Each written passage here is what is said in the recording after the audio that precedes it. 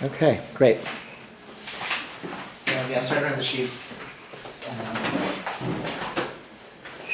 Let's see where we were. So welcome back. Hope a nice Passover. You guys in New York? Were you with your family? How's that? Good. How's the Spanish and Portuguese thing going? What did you say? How's Spanish and Portuguese thing No, we were in going? Brooklyn. Oh, Brooklyn. But you know, right, that's right. I'm sorry. But your family's friendly with, are they members there or not at all? No. They just know Rabbi The Angel? Hittery? No? I think so. I could be. It's me. Okay, never mind. I apologize. Okay. And you were, I saw you were, I saw at the end, right? We were here. Yeah. Yeah, we stuck around. Okay. Yeah. Good. That's good. That's good. Okay. Did you see the hail? Did you? That was, Oh yeah. that was like very I felt authentic Passover. Yeah, it felt. The full like plague, you know. It was a plague, and Yeah, it yeah. Yeah. So one of my kids had lice the same day, so it was like Oh, okay, no. so we were getting kind of nervous. Okay, I guess I'll see you over the. Okay. So last time what did we do? We did a lot of the kosher stuff we did. We did sinks and microwaves, is that right? Mm-hmm. We did dishwashers. We Yeah. did guests. Yep. We did housekeepers. Mhm. Waiting machine during meat we did. Yeah. Okay, up to letter K. So we are Roman numeral 4, letter K. Tithing and mitzvot connected to Israeli produce. So the Torah contains many mitzvot, contains certain commandments that pertain to agriculture. And in general, these agricultural mitzvot are only applicable in the land of Israel, and you don't have to worry about them if you are farming in like the diaspora. I don't know if any of you farm, for the most part, nor are they relevant if you are purchasing produce, right? So if you're buying fruits and vegetables in the diaspora, it's really not a concern at all. In the land of Israel, these mitzvot apply, and so if you're buying Israeli produce, whether you're buying it here or buying it in Israel, these are things to be concerned about. Particularly, Torah says that trumot and maasrot have to be separate. Trumot are tithes given to the Kohanim, to the priests.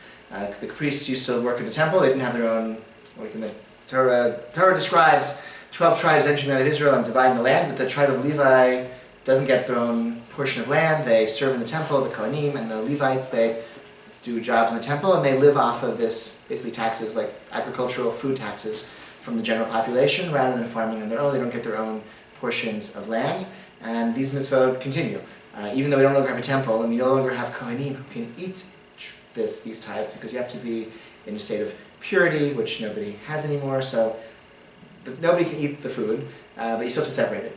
You have to separate a lot. Okay, so Israeli produce, when it's gathered, a tiny portion is separated out. This is truma. This is for the Kohanim to eat, for the priests to eat. They can't eat it because they're not pure. You have to be pure to separate truma, so it gets discarded, and then the rest of the food can be eaten. So this step is necessary, even though it's not actually feeding anyone. So too, maasrot, the tithes for the Levites, tithes for the poor, have to be separated from the food. And these, it's. There are ways to do this. There are sort of, and I could teach you how to do this. I don't think it's so. I'm not going to teach you how to do it because it really only pertains if you're purchasing produce in Israel. And even in Israel, you don't really have to do this because it's done in Israel at the wholesale level before it reaches the markets. So, a supermarket in Israel, the produce section will have a certificate, like a kashrut certificate, like you would find in a restaurant here from a kashrut agency. You would find that in Israel, in any supermarket or many supermarkets, by the produce section, and it's important because there are agricultural mitzvot pertaining to farming that are necessary to make the food kosher.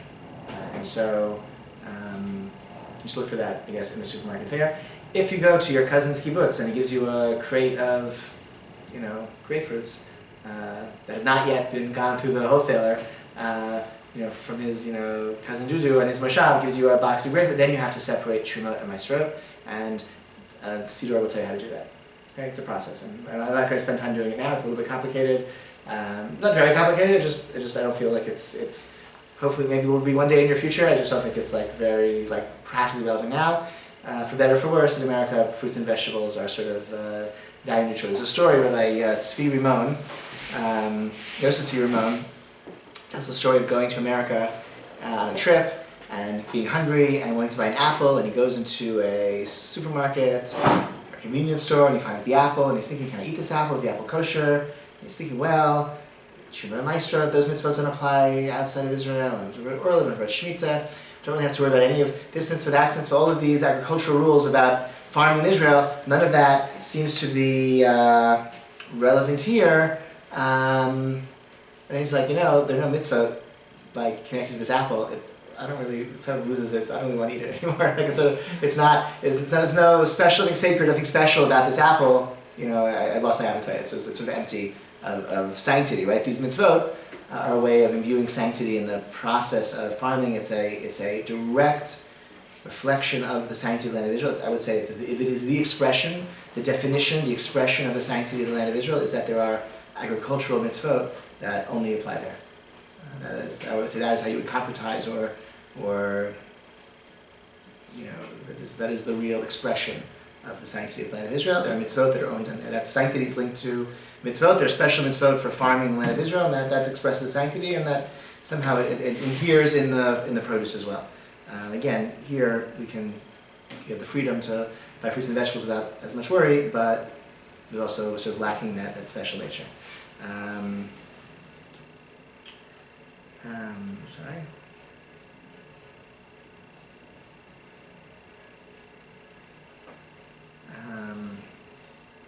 So that's okay. So that's tithing, and it's very typical. Okay. Now you do sometimes find produce from Israel in America, and so it's not necessarily a bad idea to do the procedure, the complicated procedure I'm not teaching right now for produce, Israeli produce you might find here. It's often not necessary though, because I think, from what I understand, most of the big, I think it's done anyway. Like the produce in Israel that's slated for export, they take Shemar Maestro on that as well. It's just done at a very early stage of the agricultural processing, sort of line, and so it's not necessarily a concern here as well. And it's very rare, it's rare that you see Israeli produce anyway on our shelves here. So, what are some other produce issues? Okay, this is letter L. That's like L. Yeah. Number 1, insects. So creepy crawlies are forbidden by the Torah. That's one of the core prohibitions, and even though they're very small, and small things are nullified in 60 times their volume, so an insect infestation in your vegetables or fruit shouldn't be a problem because it's just nullified in 60 times its volume. That's not the case. Another is an exception to the 60 times volume rule, and that exception is an intact organism. So an intact organism is not nullified even in 60 times its volume, and so it's important to remove insects from fruits and vegetables. This only applies to visible insects. If they're microscopic, microbes do not count. Microscopic animals, creepy crawlies, don't count. They have no halachic significance whatsoever. But visible insects, since they're intact organisms, they're not nullified in 60 times their volume. They will make your fruits and vegetables non-kosher if they infest. It's important to clean carefully fruits and vegetables before eating them. And depending on the fruit and vegetable and how complicated it is to clean, you'll be, and it also depends on the season and whatever type of pesticides they use, and certain fields are infested and sometimes they aren't, and it really depends. So this means generally what I do is I soak things in a mixture of water and vinegar. The vinegar is supposed to stun the little animals, and then I rinse it vigorously in a colander. So there's no vinegar taste. You rinse it well, and you get a lot of stuff out that way. Sometimes I don't see much. Sometimes you see things. If you see things, keep doing it until you get all of them out. Some of the two leniencies to be aware of. If I said before that the rule that things are not nullified, intact organisms are not nullified even in 60 times their volume. That's a rule for intact organisms. So if the process of preparing food, there's a lot of chopping involved, then most likely your organism is no longer intact, and therefore, whatever, fly legs or whatever are in your chopped whatever, it's just not going to be an issue, because they are nullified in 60 times their volume. It's intact organisms, which you sometimes have, a worm, a fly, whatever, a bug, a little crawly thing, an aphid. Okay, those do exist, so those you have to be concerned. Also, Um,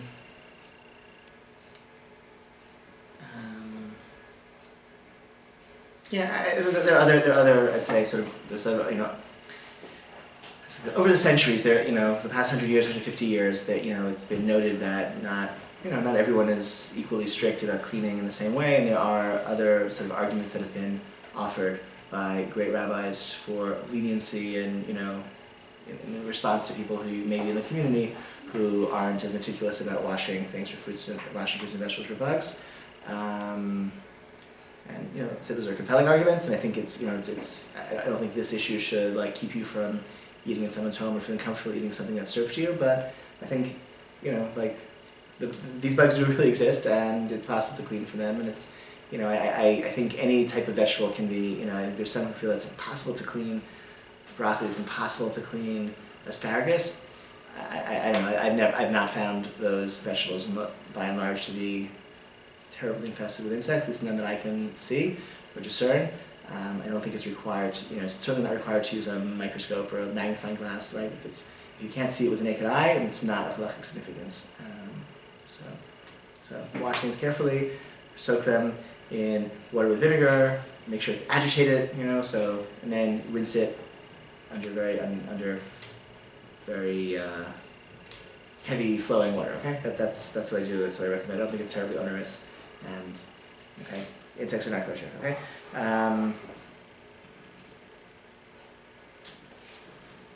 Okay. Orla, first 3 years of a tree, you can't eat the fruit. This is the rule is that outside of Israel, if we don't know that it's a problem, we're allowed to be lenient. So any fruit you find, you don't have to be concerned. Maybe it's from the first 3 years of a tree. And in Israel, they keep very good records of which trees are first 3 years, and the fruit doesn't get sold. So that is a Torah prohibition. That's not one that really concerns you as a consumer. It will concern you as a farmer if you are okay. Kilayim is mixed species. The Torah prohibits planting certain different mixed species of vegetables intermingled. The Torah prohibits planting fruits and vegetables in vineyards. Doesn't impact you as a consumer. It would impact you as a farmer. I don't think any of you are farmers, so we're gonna move on. Okay. I mean, again, if you farm, we'll follow up. We'll figure out how to do this appropriately. Yashan and Chadash. So the Torah prohibits new grain. You're allowed to eat new grain. You have to wait until Pesach before eating that season's grain. Yes? Sorry, can I ask a question about that? What if Of course. you just have a flower bed or a garden bed? So for for herbs or for Say vegetables, so tomatoes and lettuce. yeah, and, yeah. I mixed don't. together, or should they all be separately potted? I don't. No, nothing has to be separately potted. The rules are just different areas. They're not all mixed in the field. Okay. I think it's only different types. I think if they're all vegetables, I think that's okay. Okay. That's my recollection. I don't think it's an issue for home gardens. Okay. By and large. Okay. So let's say. Okay. Sorry.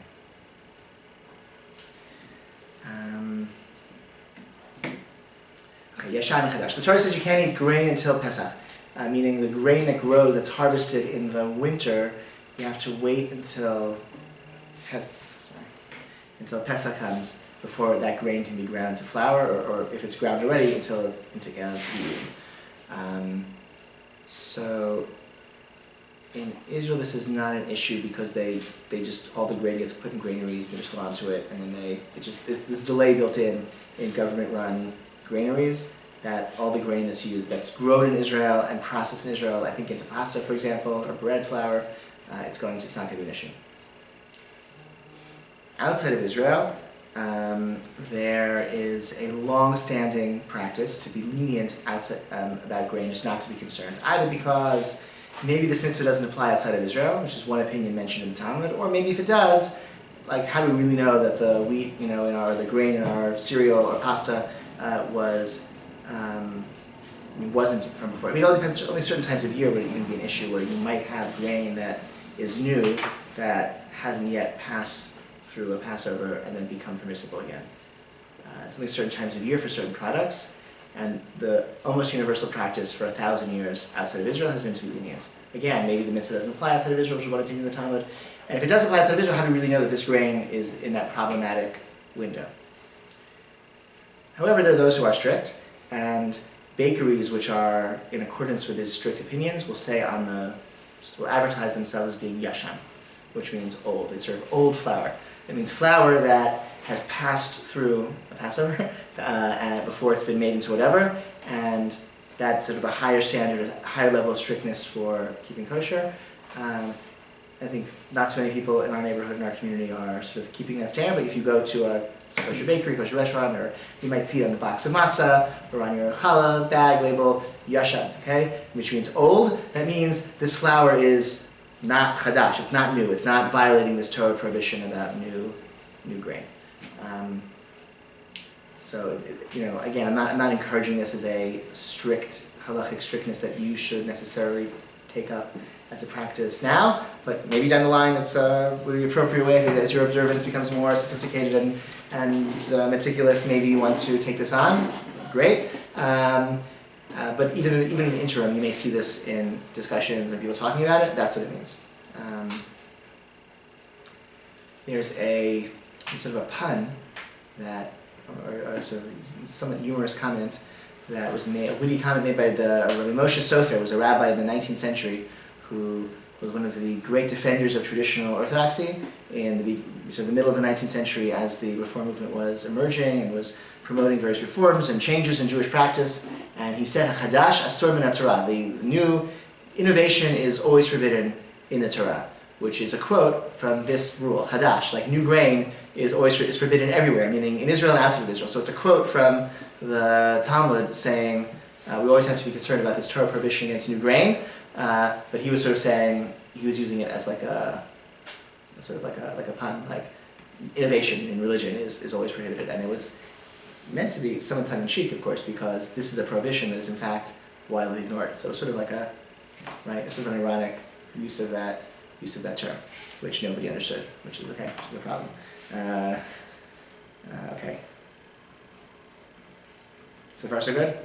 No, these are not like major life-shattering topics, but it's sort of just for the sake of being comprehensive, like it's sort of, I thought wanted to actually go through it, okay?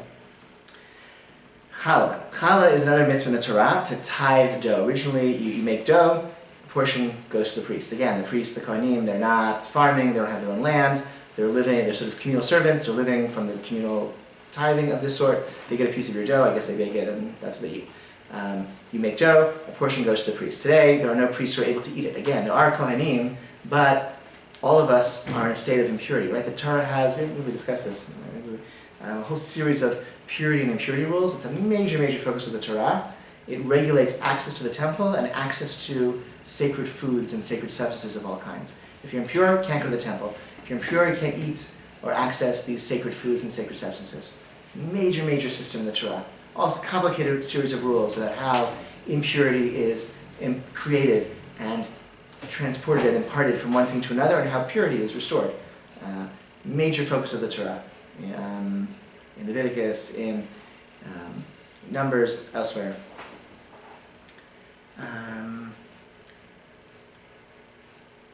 And that whole system is almost entirely sort of inoperative now because we are all impure.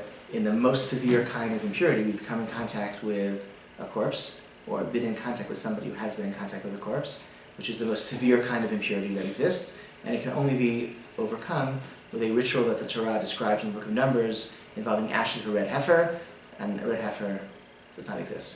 You can Google a red heifer. There's like a cow in like Alabama or somewhere that people are very excited about. Like you could, every so often somebody like finds a cow and you get all worked up. I am fairly certain that it's not going. Nothing will amount to this. This cow too will not amount to anything. If things get too dangerous, it'll probably be assassinated by the Mossad if it becomes too red, just to prevent some sort of apocalyptic war. But in any event, so we're all in the state of impurity, which means we can't access the temple site. It means we can't. We also mean the Kohanim. It means the priests, even though we know who they are, they can't eat challah. Okay, so you separate a little bit and then you just burn it and destroy it. So the mitzvah is still done. So there's a quantity of grain necessary to separate, to take challah. It's actually a fairly large amount of, grain dough that you have to make, or flour dough that from certain flour. My wife bakes challah most weeks before Shabbat. Most weeks she doesn't. Like she bakes challah for our family, does not reach that threshold. So she separates and doesn't recite a blessing. If she makes a double portion, because she's going to freeze some or give some, then she'll recite with a blessing. So this is a mitzvah that's done by the person who is kneading, whatever, at that kneading stage.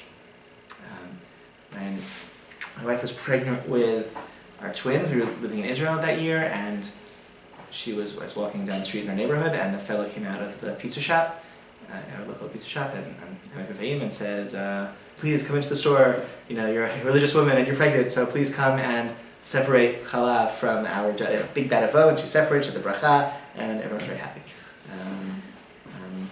But I guess another thing to be aware, this mitzvah, it's important, has to be done by a Jewish adult. So if your 4-year-old in preschool is making dough, and they separate challah, that's not right. An adult has to do the mitzvah, separate the challah, say the bracha, or not say the bracha, whatever, but separate the challah has to be done by an adult. Right? Kids can't do mitzvah. We teach them to do mitzvah, but they can't actually do them because they're children. So that's challah. And there are some people who attach some sort of special mystical power to this mitzvah of separating challah and assume that it has a protective capacity to protect. You'll see people, I don't know, if you have certain types of Facebook friends, they may say things like, so-and-so is really sick, please, make a double batch of dough and separate with a bracha and have this person's healing in mind. I'm not a fan of that, mindset. I think you just pray for them, that works also. And there are other mitzvot you can do, you can study Torah, or, for the sake of, someone's and declare that the merit should accrue to somebody whom who may be sick. I don't think that to make extra dough that you're not going to need just so that you could do, that seems to be missing the point is not to make the dough so you can separate challah. The point is, in the course of your bread making, you should be acknowledging God in this way by separating the challah. Okay, but that's just my opinion. Okay.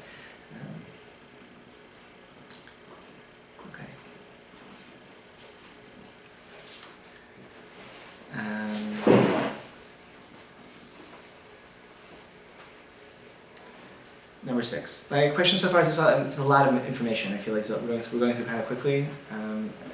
Everyone okay? More or less? Great. Okay. 6. Shemitah, the sabbatical year. The Torah just presents a mitzvah in several different locations of the sabbatical year. This is the 7th year. There's a 7-year agricultural cycle. Every 7 years, the land is meant to lie fallow. Anything that grows on its own is ownerless, and anyone can come and take it. There's a prohibition against trading in, preventing others from taking this food that grows on its own, or from trading in it, as well as prohibitions against certain agricultural labors during the 7th year.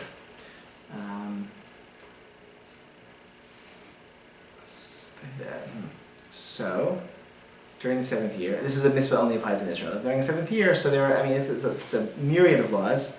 Outside of Israel, they impact us almost not at all.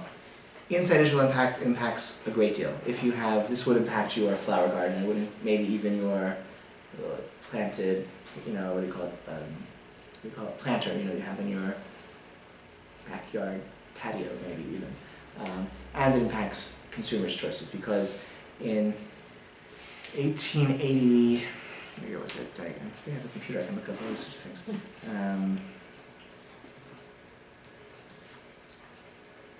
1887, let me see if I, no, what was 1887? 1887 to 1888, okay? That was a Shemitah year. That was according, more or less we have some sense of which years are Shemitah years.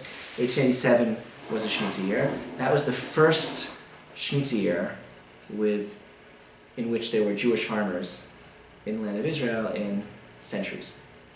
And so for the first time, right, there was the Jewish community prior, there was a growing Jewish community in Palestine in the 19th century who were supported largely by charitable donations from Jews, in the diaspora.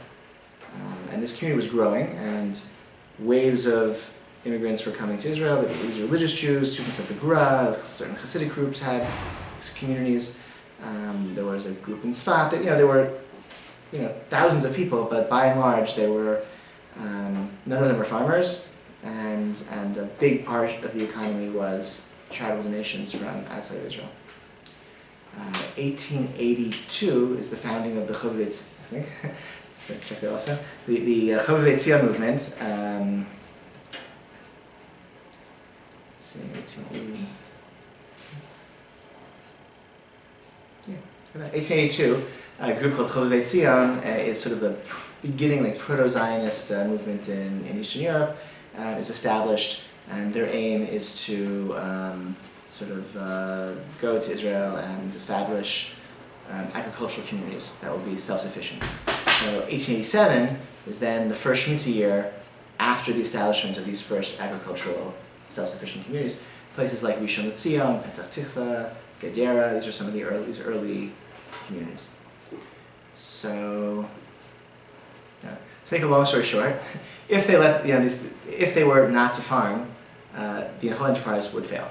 Right? They didn't have savings to last a year on. Right? I mean, most people, I'd say, who aren't fabulously wealthy, couldn't go a year without earning any income and still survive. Right? I'd say most people can't do that. Certainly, these people couldn't do that back then, nor would they necessarily even have what to eat.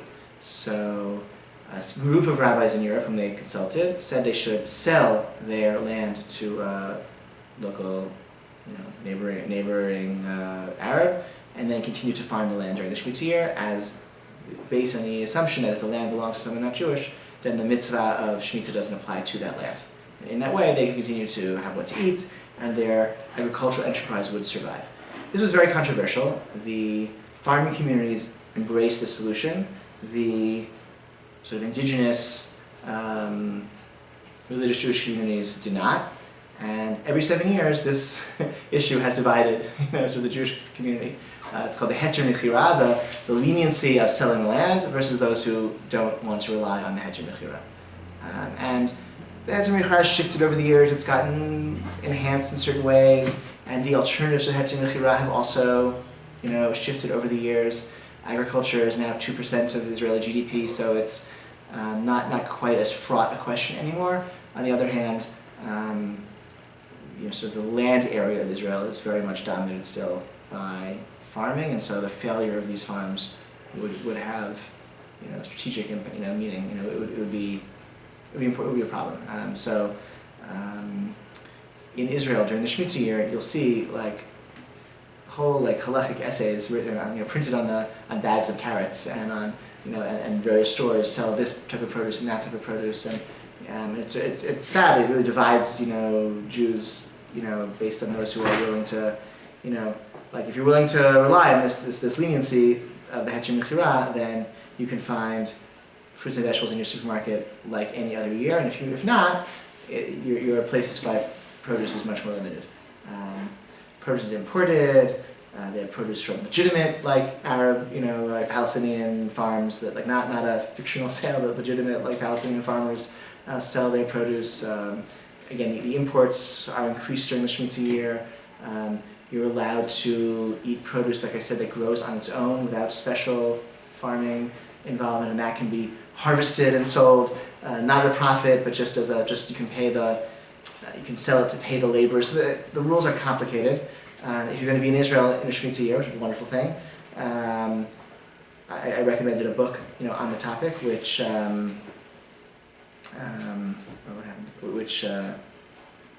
recommend a book on that topic, which by Rabbi Shemitah. I was one of the editors of the English translation when it was published in 2008, which was a Shemitah year also. So I read the book very carefully and helped edit it for style. it's a very good book, and it lays out all the different options and how to navigate them. I think it's very fair, so easy to understand. Outside of Israel, it impacts us almost not at all. So but it's sort of a big deal in Israel. This is the 8th year of the Shemitah cycle, so you still have some residual after effect because the Shemitah status of food, if it's vegetables, it depends on when the vegetables are harvested. So a potato that was harvested before Rosh Hashanah would have Shemitah status, would be like the Shemitah would pertain, which maybe there's still potatoes like that on the market, maybe not, I don't know. Fruit goes by when the fruit ripens. When the fruit ripens, when the bud kind of forms. So you might have some fruits that budded before Rosh Hashanah, and they're only being on the market now. And those would have Shemitah status. So it's still a little bit relevant now. And those farmers who actually let their land lie fallow and didn't rely on this fictional sale or a legal loophole sale, this is the hard year for them because they had no income last year and they have to put all their upfront costs. There's been a fundraising campaign which the shul contributed a little bit of money towards to help these farmers get through this year, the 8th year, because only next year will their produce be back on the market. The government also does some subsidies now. That's possible. I'm not sure. That sounds reasonable to me. It's not a lot, but it's. That sounds possible. Probably depends on the coalition, right? Who's in the coalition. The by and large, a general, how people's attitudes towards Shemitah and which solution they prefer for, accommodating for feeding oneself during the Shemitah year is a crude way to divide different segments of observant Jewry in Israel. So you have,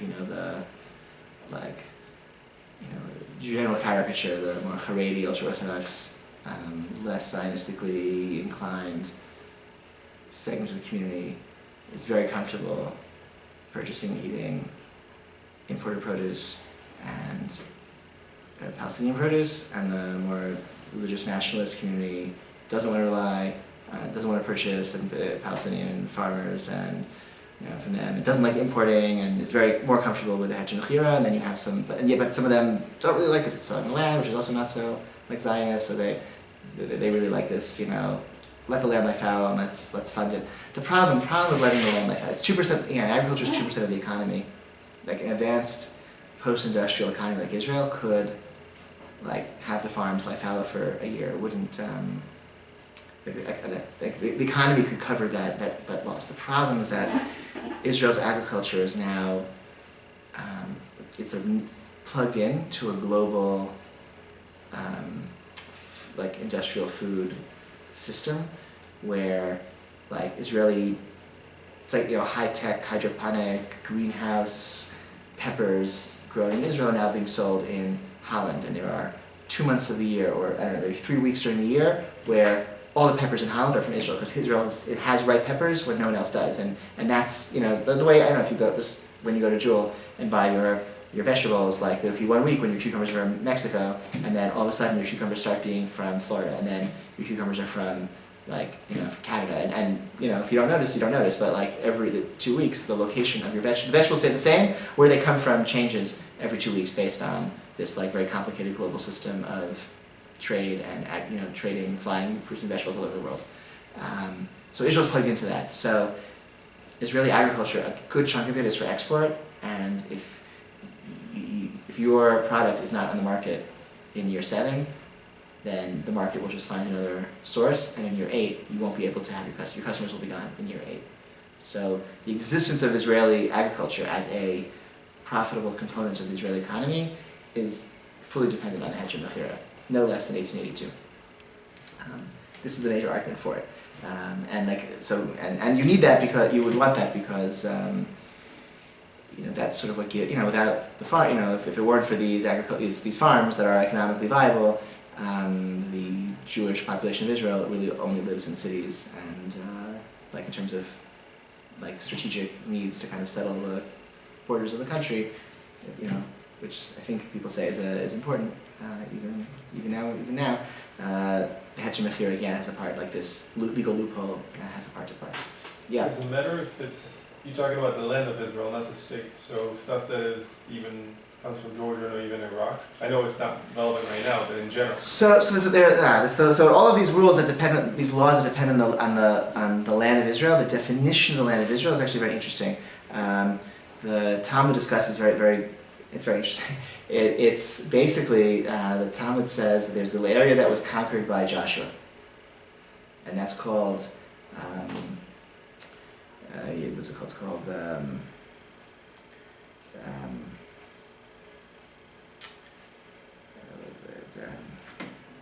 I'm sorry.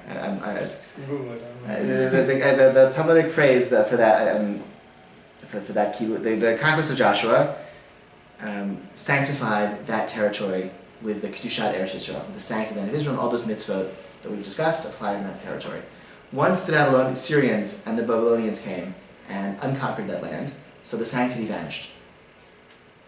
The second time, then 70 years later, Jews came back to Israel from Babylon, and when the Persians conquered the Babylonian Empire, Cyrus said, okay, the Jews, you can go back to Jerusalem, go back to Judea. They did so, and they settled in a much smaller area.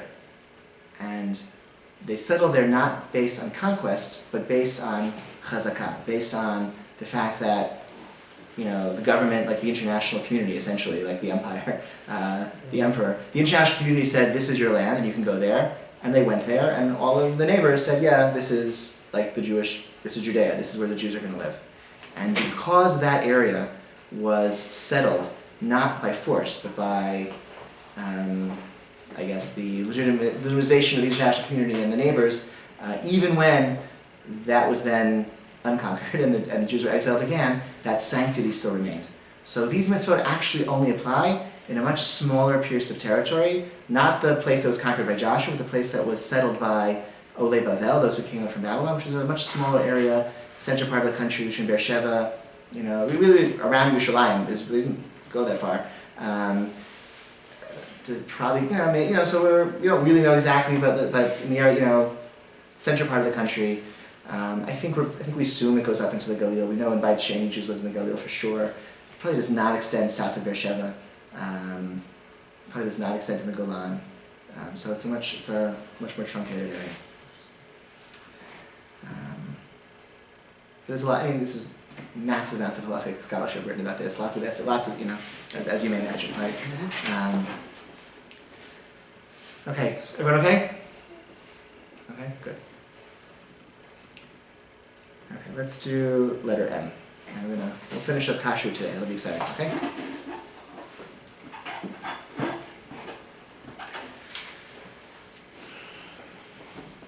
Tefillah Kilim. Okay, the Torah says that when the Israelites defeated the Midianites in battle, they took some of their stuff, and the Torah says the stuff had to be kashered in some way, had to be made kosher, but also it seems that in addition to being made kosher, which we've talked about, like removing any non-kosher taste those things may absorb, there's also an obligation to bring metal utensils to a mikveh. Metal utensils have to be brought to a mikveh. It's almost like, I think of it as almost like a conversion ceremony for your pots and pans. Since so much of Jewish life is centered in the kitchen and our food, it's all part of our living Jewish lives.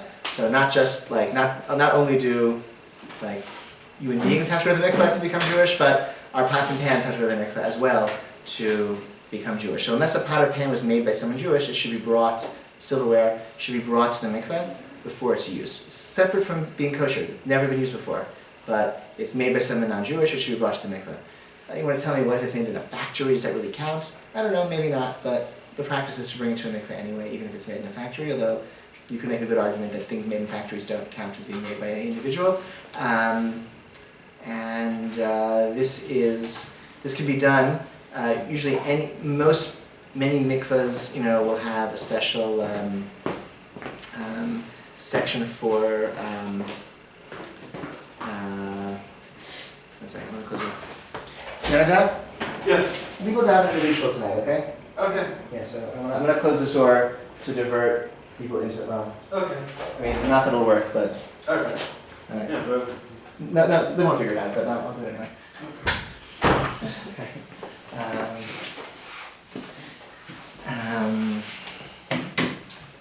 What was this? Our mikveh here, there's like, I don't know, one day we should take a look at, have you ever seen it? We'll take a look at our mikveh someday. But it's a little bit too late now because people start patronizing it in just like a little bit while, so we're not going to go there now.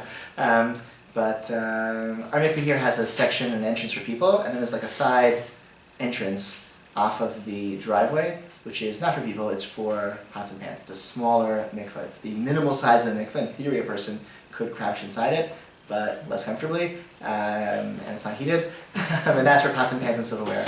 And so before you buy it, or after you buy it, before you use it, it gets brought to the mikveh. Made of metal, it's made of metal. It's made of plastic, does not have to go to the mikveh. If it's made of china, mixed opinions, it doesn't, lenient opinion, which I like to rely on, says does not have to be brought to the mikveh. Glass is sort of like the great mystery substance of the Talmud. Glass was like this modern technology in the Talmud because it's not mentioned in the Bible, and in some ways it's like metal because you can melt it, and in some ways it's like earthenware because if you break it, it'll shatter, and it's made from sand. So glass is like the big mystery substance of the Talmud. So glass is brought to the mikveh. We don't say a blessing. We just brought to the mikveh, okay? And it gets immersed fully. It should be 100% surrounded by water without any barrier. So you remove the label. This is the price tag. You put it in, and you release your hand for like a second. Okay, don't drop it. Release your hand for a second. The truth is, your hand is wet when it touches it, so there is water between your hand and it. So that's also, you don't actually have, if it's impossible to drop it, you're probably okay because your hands are wet, right, as you're holding onto it. But you can't do it in halves. If you're koshering something, you can do it in 2 halves because it's about each part of it being in the boiling water. Immersing in the mikveh, it's about being completely surrounded by it. Just look at a person who goes to the mikveh, he or she is completely surrounded by the water. When you go into the mikveh as a person, you lift your feet off the ground as you bring your head down so that you're surrounded by the water. So that's what you want to do for your silverware. You can bring a little basket. We have a little basket, like a shopping basket, so you can dump a ton of silverware in and just put it all in and shake it around, and it all gets taken care of. You can do that at once.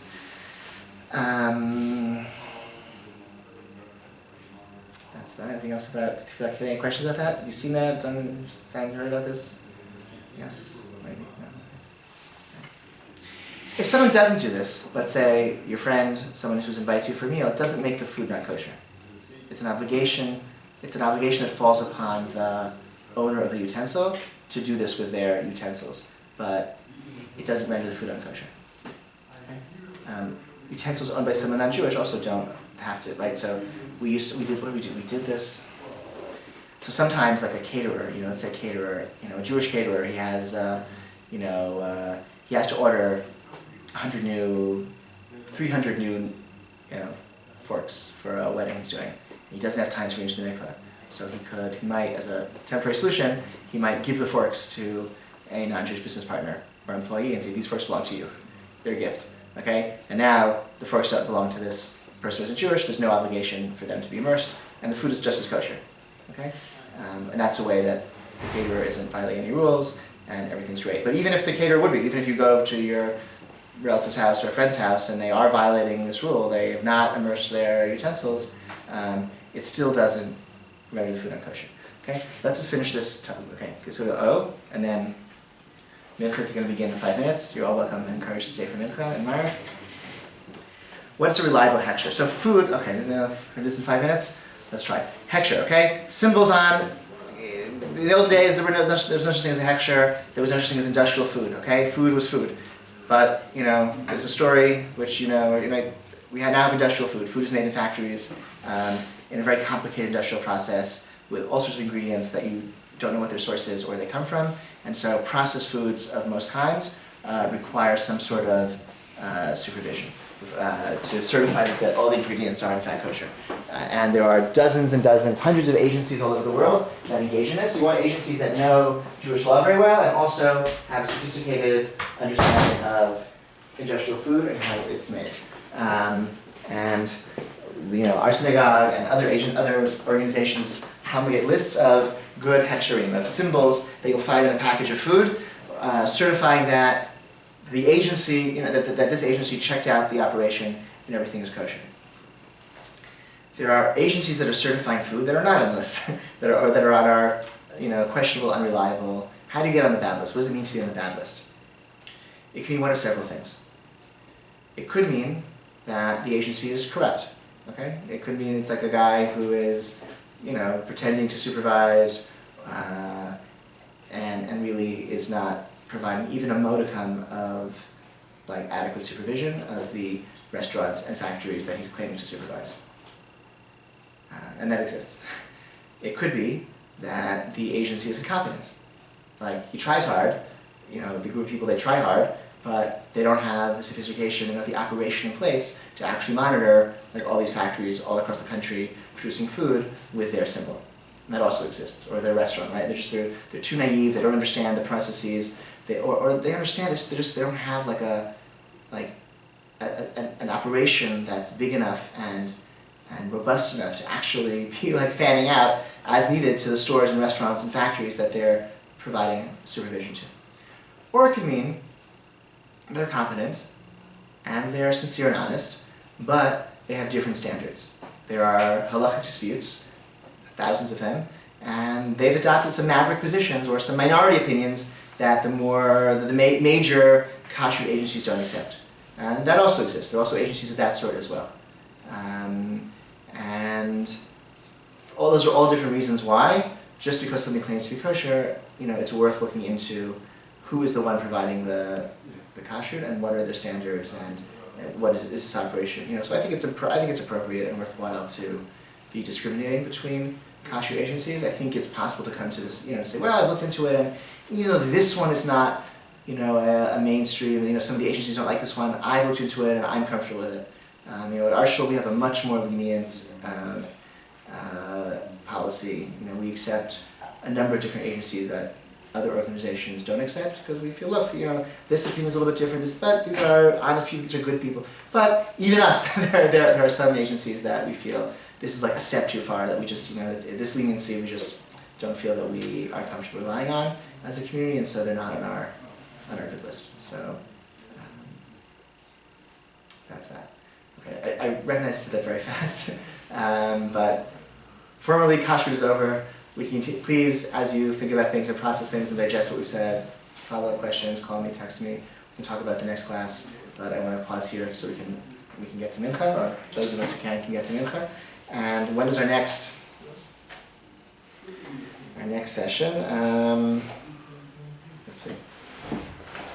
This time worked okay for you? The earlier times? That's nice, right? Okay, let's see. Next Tuesday is the 10th.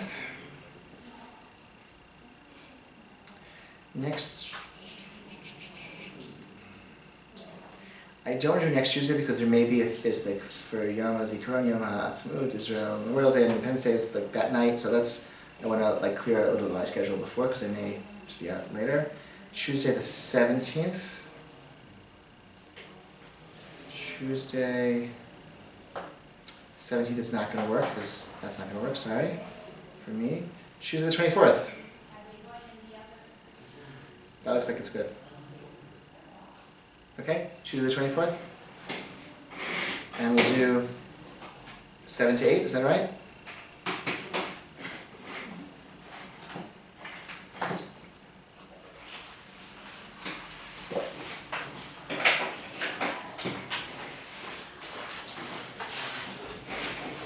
Great, okay, so have a great evening, thank you. Thank you. Thank you.